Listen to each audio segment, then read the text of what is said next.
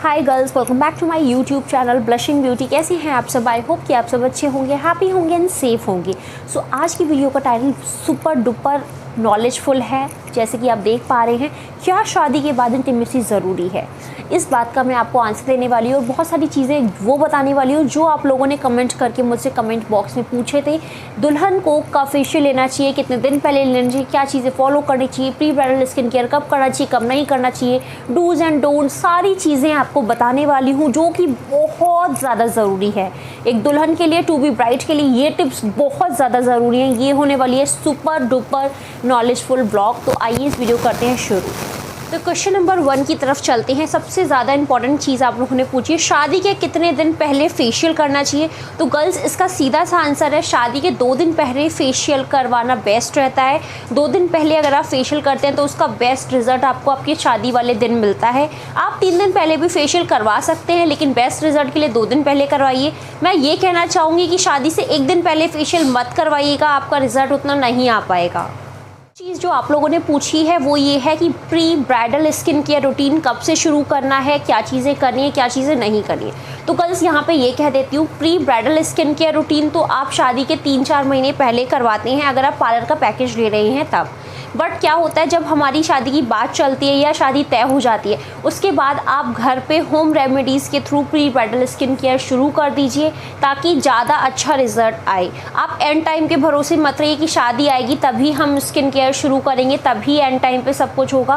पहले से, जितना पहले से आप अपनी स्किन पे टाइम देना शुरू कर देंगे उतना ज़्यादा अच्छा रिजल्ट आएगा। तो मेरा ये मानना है, आप जब भी हो, शादी की बात चल रही है नहीं चल रही है, आप रेगुलर स्किन केयर रूटीन तो फॉलो कीजिए ही कीजिए। लेकिन जैसे ही आपकी शादी तय हो जाती है तो आप पर मंथ अपना एक टारगेट सेट कर लीजिए कि इस मंथ में आपको ये फेशियल करना है या ये जो भी आपको प्रोसेस करना है स्किन की देखभाल करने के लिए, वो चीज़ आप खुद घर पे कर सकते हैं होम रेमेडीज़ के थ्रू। इस पे मैंने एक वीडियो भी बनाई हुई है, उस वीडियो का लिंक मैं नीचे आपको डिस्क्रिप्शन पे दे दूँगी। वो वीडियो ज़रूर देखिए कि आपको घर पे कैसे स्किन केयर करना है। एंड अगर आप पार्लर के पैकेजेस की बात करें तो पार्लर का पैकेजेस देखिए हम 1 साल पहले से नहीं ले सकते हैं। उस केस में आपको करना ये होगा, शादी से 3 महीने पहले आप पार्लर का पैकेज ले लीजिए। 3 महीने के अंदर आपको पार्लर वाले 4 फेशियल प्रोवाइड करेंगे। एंड ख़ास ख्याल रखिएगा कि हर फेशियल के अंदर एटलीस्ट 22 से लेके 25 डेज़ का अंतर होना चाहिए। 22 से 25 दिन का अंतराल होना चाहिए 2 फेशियल के बीच में। फिर चाहे वो फेशियल कोई भी हो सकते हैं, आपका ब्राइटनिंग फेशियल हो, गोल्ड फेशियल हो, डायमंड फेशियल हो या फिर कोई और फेशियल हो। तो आई होप कि आप ये चीज़ समझ गए होंगे। कोई भी बात आपको पूछनी हो तो नीचे आप कमेंट करके पूछ सकते हैं या आप मुझे इंस्टाग्राम पे भी फॉलो कर सकते हैं। उसकी आईडी है ब्लशिंग ब्यूटी 42। आइए बढ़ते हैं नेक्स्ट क्वेश्चन की तरफ। और सवाल जो आप लोगों ने बहुत ज़्यादा पूछा है वो ये है कि शादी से पहले कितने फेशियल एटलीस्ट लेने चाहिए, कितने फेशियल बहुत ज़्यादा ज़रूरी होते हैं, लेने ही लेने हैं। देखिए, हर लड़की का अपना एक बजट होता है, अपना एक प्लान होता है कि वो इतना इन्वेस्ट करेगी अपने प्री ब्राइडल स्किन केयर में, इतना इन्वेस्ट करेगी वो मेकअप में। बट यहाँ पे अगर आप राय पूछेंगे कितने फेशियल एटलीस्ट लेने हैं, अगर आप पार्लर से पैकेज ले रहे हैं 3 महीने का प्रॉपर, तो एटलीस्ट आपको 4 से 5 फेशियल ले लेना है, अच्छा रिजल्ट आएगा। लेकिन अगर आप 1 महीने पहले पार्लर का पैकेज लेने गए हैं, एंड टाइम पे ही गए, 1 महीने पहले गए, तो 1 महीने में आप 2 ही फेशियल करवा सकेंगे। अगर आपकी शादी जस्ट फिक्स हुई है, शादी में अभी 6, 7, 8 महीने हैं, तो आप घर पे अपना कोई भी फेशियल किट मंगा लीजिए, ऑनलाइन आसानी से मिल जाता है। कोई भी फेशियल किट यूज़ करके आप घर में खुद से फेशियल कर सकते हैं, या फिर आप फेशियल किट ले जाके पार्लर से भी करवा सकते हैं, या आप पार्लर से भी फेशियल करवा सकती हैं।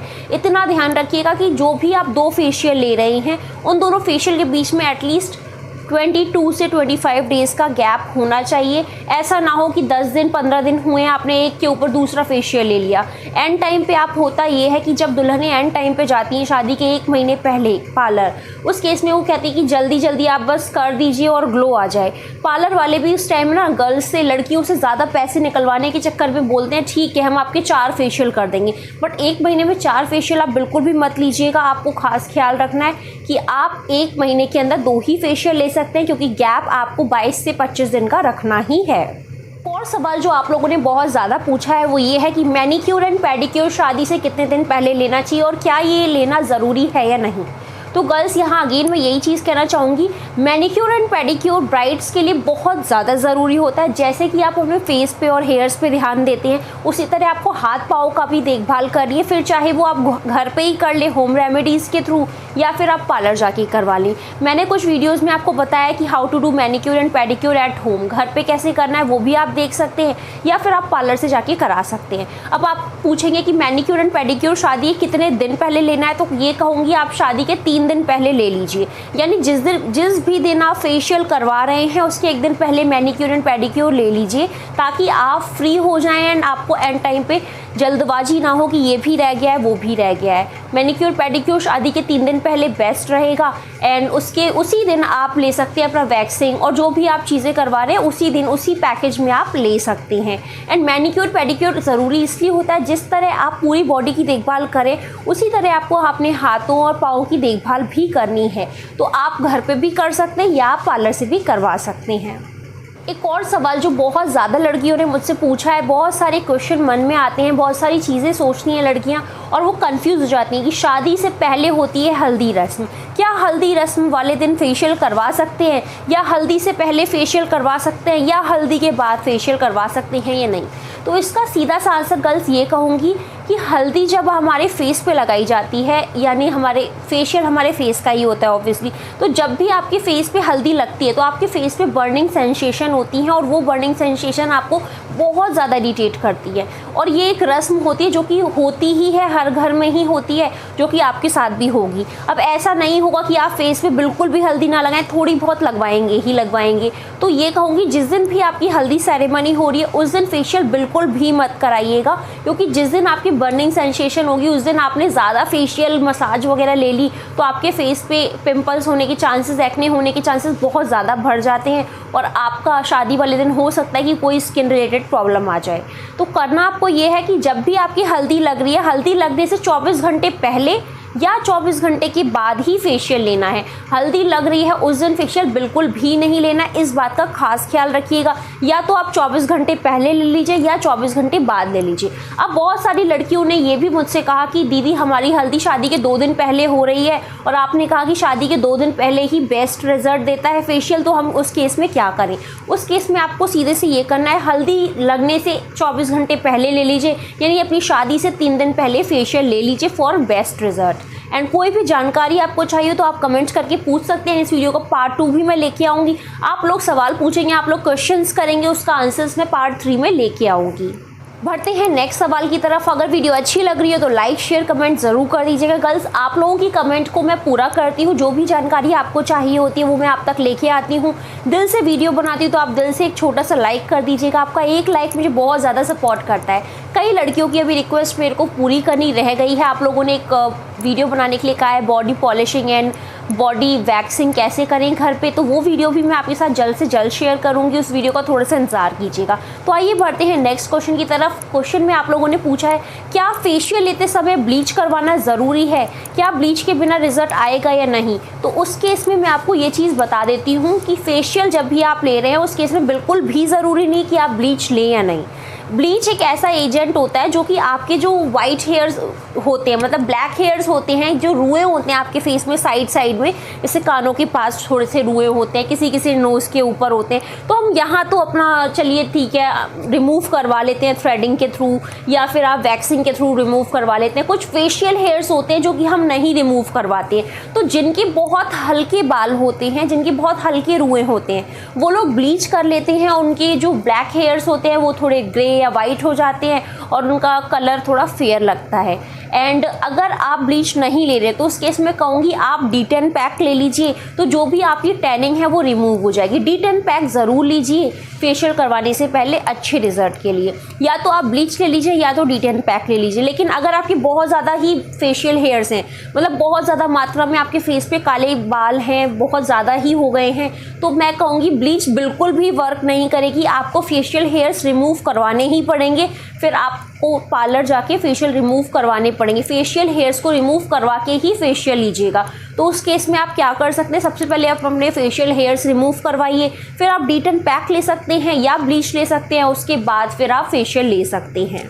करते हैं नेक्स्ट सवाल की तरफ। एंड नेक्स्ट क्वेश्चन में आप लोगों ने पूछा है कि ब्राइडल की मेहंदी यानी दुल्हन की मेहंदी कब लगानी चाहिए, बेस्ट रिजल्ट कब आता है। तो गर्ल्स सीधा सा आंसर ये है कि शादी की एक रात पहले यानी शादी जिस भी दिन आपकी शादी है उससे 24 घंटे पहले दुल्हन की मेहंदी लगाई जानी चाहिए। अब होता ये है गर्ल्स, देखिए बहुत सारे जगह ना बड़े बड़े सेरेमनीज़ होते हैं कि हाँ हम मेहंदी सेरेमनी का ग्रैंड फंक्शन ऑर्गेनाइज करते हैं, इवेंट प्लान होता है एक बड़ा सा, तो शादी के 1-2 दिन 3 दिन पहले भी ऑर्गेनाइज कर लेते हैं। उस केस में सिचुएशन ये होती है कि शादी तो आपकी 3 दिन बाद है और शादी के बाद होता है रिसेप्शन या मुंह दिखाई, तो वो मेहंदी आपकी इतनी लॉन्ग लास्टिंग नहीं हो पाती जितनी आप शादी के 1 दिन पहले लगाएंगी। शादी की एक रात पहले अगर आप मेहंदी लगाती हैं तो उस केस में आपका रिसेप्शन तक आपकी मेहंदी अच्छी बनी रहेगी और बहुत ज़्यादा अच्छा कलर आएगा। इसीलिए मेरी राय है कि शादी से एक रात पहले लगाइएगा। आजकल प्योर मेहंदी आपको नहीं मिल रही है, कोशिश कीजिएगा अगर आपको हिना मेहंदी पूरी प्योर मिल जाती है तो ठीक है वही लगवाइए, और अगर हिना मेहंदी नहीं भी मिलती है तो भी आप कोई भी मेहंदी लगाएंगे तो एक रात पहले ही लगाइएगा।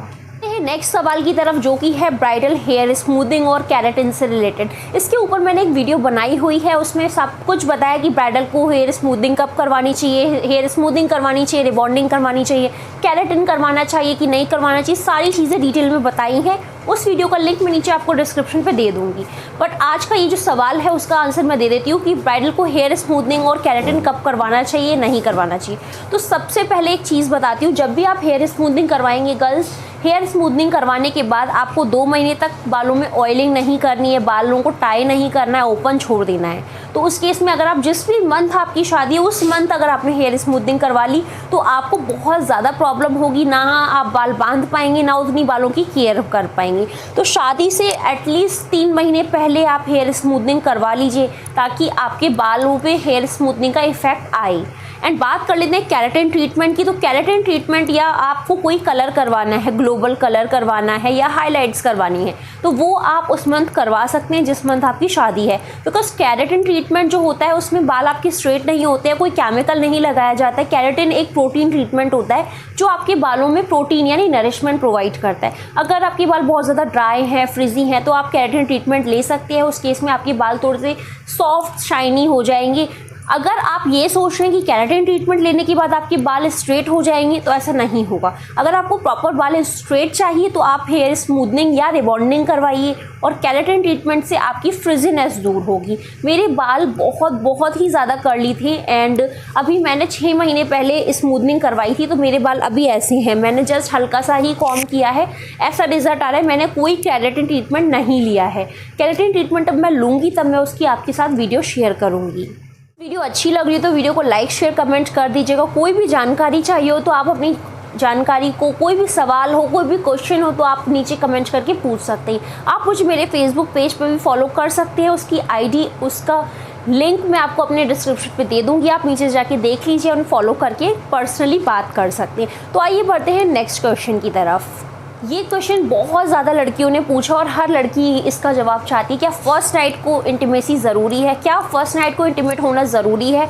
तो गर्ल्स ये सवाल हर लड़की के मन में चलता है। इसका आंसर है नो, बिल्कुल भी ज़रूरी नहीं है ऐसा। देखिए शादियां 2 तरह से होती हैं, लव मैरिज होती है और अरेंज मैरिज होती है। लव मैरिज में कपल्स को कोई भी फ़र्क नहीं पड़ता है, वो एक दूसरे को बहुत ज़्यादा अच्छे से जानते हैं। इसका इम्पैक्ट पड़ता है उन लोगों के साथ जिनकी अरेंज मैरिज हो रही होती है और जो बहुत ही कम मिले घुले होते हैं अपने पार्टनर से। तो अगर आपकी लव मैरिज नहीं हो रही, अरेंज मैरिज हो रही है, आपने इतना ज़्यादा बातचीत नहीं करी, आपको एक दूसरे का नेचर नहीं पता है, तो आपको अंदर से बहुत शाइनेस लगेगी, बहुत ज़्यादा हेजिटेशन होगी। तो इसमें आप अपने हस्बैंड से, यानी अगर आपके पार्टनर से आप इस बारे में बात करेंगे, बताएंगे कि आपको पहले एक दूसरे को समझना है, एक दूसरे के साथ टाइम स्पेंड करना है, उसके बाद ही आप ऐसा फैसला लेंगे, तो एक दूसरे की अंडरस्टैंडिंग के बाद आप इस तरह से कर सकते हैं। और ये बिल्कुल भी ज़रूरी नहीं है कि आप फर्स्ट नाइट को ही इंटीमेट हों। सवाल जो बहुत ज़्यादा लड़कियों ने पूछा था वो ये है कि शादी के बाद इंटीमेसी ज़रूरी है या नहीं। लास्ट के क्वेश्चन में मैंने आपको बताया कि फर्स्ट नाइट को इंटीमेसी ज़रूरी है या नहीं, इसका आंसर है नो। बट शादी अगर आपने की है तो गर्ल्स ऐसा बिल्कुल पॉसिबल नहीं होगा कि आप कोई भी क्लोज रिलेशन ना बनाएं। अगर आपने शादी की है तो उसका कहीं ना कहीं आपकी फ्यूचर फैमिली प्लानिंग से भी मतलब होता है। शादी अगर आपने की है तो आपको उस तरह से निभाना भी होगा, वरना फिर आप सिंगल भी रह सकते हैं। आई होप कि आप मेरी बात समझ ही गए होंगे मैं क्या कहना चाह रही हूँ। तो शादी की है तो आपको वो भी करना होगा एंड आपको क्लोज भी आना होगा, एक दूसरे को समझना भी होगा। बहुत सारी चीज़ें हैं, बहुत सारी बातें होती हैं। बट आप मेरा आंसर समझ गए होंगे। कोई भी बात अगर आपको बुरी लगी हो तो उसके लिए सॉरी, एंड आप अपने और क्वेश्चंस को नीचे कमेंट करके पूछ सकते हैं। इसका पार्ट 3 मैं जल्दी से जल्दी शेयर करूँगी। And thank you so much for watching my video. Have a great day.